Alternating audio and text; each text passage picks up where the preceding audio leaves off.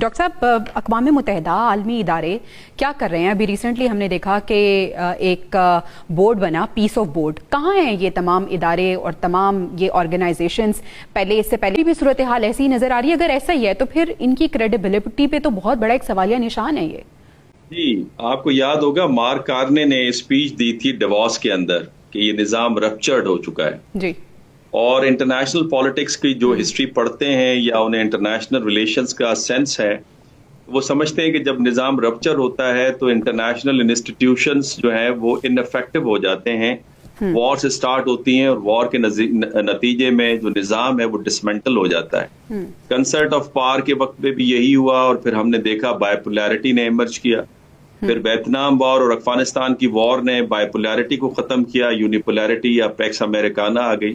اور افغانستان کی جنگ، لیبیا، سیریا اور اس کے بعد یمن، سوڈان اور سیریا اور اب ایران کے اوپر، تو یہ نظام رپچرڈ ہے اور یہ ڈسمنٹلڈ ہے. اب آپ اس کو پیکس امریکانا جو ہے ویسے بھی اوور ہو چکا ہے، پہلی بات. اور وہ ثابت ہو گیا ہے کہ جو مختلف چیز بورڈز ہوتے ہیں انٹرنیشنل پالیٹکس کے، اس میں اکانومی ہے، انفارمیشن ہے، ٹیکنالوجی ہے، اسپیس ہے اور ملٹری پاور ہے.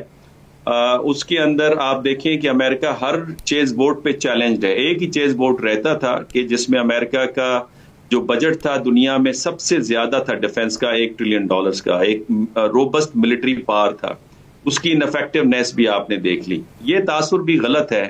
اس کو سائنٹیفکلی اور IR کے پرسپیکٹو سے میں ثابت کر سکتا ہوں ود ایویڈنسز کہ ایران کب تک سسٹین کر سکتا ہے. مسئلہ یہ نہیں ہے، مسئلہ یہ ہے کہ امریکہ کب تک سسٹین کر سکتا ہے. وار لاجسٹکس کے اوپر ہوتی ہے، اور جو لاجسٹکس کے دینے والے جتنے بھی امریکہ کے اڈے تھے وہ ختم ہو چکے ہیں. اسی وجہ سے ان کی جو ملٹری اسٹرکچر ہے، پاور ہے، وہ ڈسمنٹل بھی ہے، ڈسپرس بھی ہے اس علاقے کے اندر. کبھی وہ گریس انہیں جانا پڑتا ہے، کبھی ڈیاگو گارشیا جانا پڑتا ہے، کبھی ترکی کو ترلے منتیں کرنے پڑتے ہیں. تو لہٰذا یہ مسئلہ ایران سے زیادہ امریکہ کے لیے. ایران تو اپنے علاقے کے اندر موجود ہے، وہ تو گوریلا وارفیئر بھی لڑ سکتا ہے، اس کو لمبی لاجسٹکس کی ضرورت نہیں ہے. بریگیڈیئر صاحب یہاں بیٹھے وہ اس پہ مزید روشنی ڈال سکتے ہیں. اس کے علاوہ ایک پوائنٹ میں اور آپ کے سامنے رکھنا چاہتا ہوں. دیکھیں، جو ایران ہے اس کا مسئلہ یہ نہیں ہے کہ اس کے اوپر اس کی آئل پہ قبضہ کرنا ہے.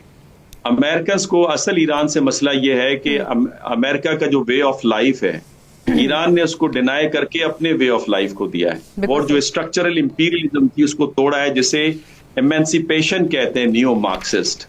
اور یہ جو ٹوین پلر اسٹریٹجی تھی امریکہ کی 1970s کی، اس کو توڑ کے ایران علیحدہ ہوا، اور پھر ایران نے اپنا ایک ایریا آف انفلوئنس بنایا.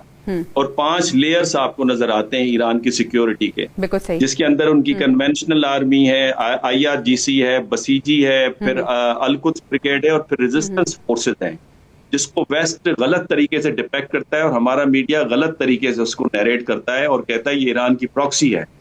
بیکاز پراکسی کہتے ہیں جب آپ کسی چیز کو وجود دیں اپنے سیاسی اور عسکری مفادات کے لیے. حزب اللہ کو موروثی حالات نے بنایا تھا، ایران نے نہیں بنایا تھا. اور آیت اللہ سیستانی کے فتوے پہ حشد شیبی بنی تھی، ایران نے اسے نہیں بنایا تھا.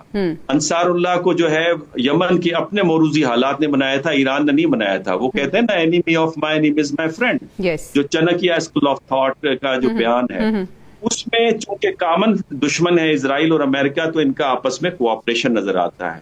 البتہ القدس بریگیڈ قاسم سلیمانی نے بنائی تھی، اور ان کا ڈاکٹرائن یہ تھا کہ ایران سے باہر ہی جنگ کو انگیج کیا جائے، ایران کے اندر نہ آنے دیا جائے. تو اس وقت پرابلم جو ہے وہ جو موجودہ اسٹرکچر ہے مڈل ایسٹ کا، اس کی بقا کا سوال ہے اور امریکہ کی لاجسٹکس کا سوال ہے. اب میں آخری جملہ یہ کہوں گا، مجھے حیرت اس بات پہ ہے کہ American strategist, Indian strategist, European strategist, میں نام گنوا سکتا ہوں، وہ کہتے ہیں امریکہ جنگ ہرا رہا ہے، اور ہمارے ہاں جو بیان چل رہا ہوتا ہے وہ یہ چل رہا ہوتا ہے کہ ایران بڑی مشکلات کے اندر ہے. ہم جو اسٹرکچر کی تباہی دیکھتے ہیں اور لوگوں کی کیجولیٹی دیکھتے ہیں، اس پہ ہم جنگ کا کرتے ہیں. اور میں